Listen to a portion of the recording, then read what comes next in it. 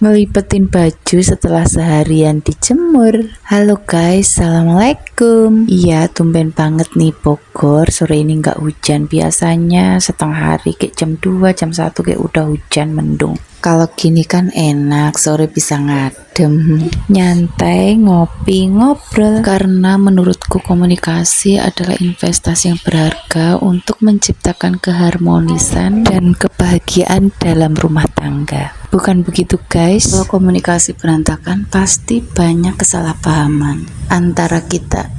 Singkat cerita nih, jemuranku yang kering udah selesai aku lipetin dan tinggal ngadem.